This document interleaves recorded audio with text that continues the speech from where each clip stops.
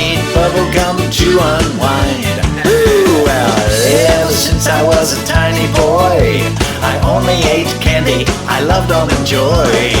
But I mistook a piece of bubble yum for a stick of something else that was much more fun. And then I learned how to walk and chew bubble gum at the same time. How about you? But I don't wanna talk, I just wanna walk and chew it, that's alright.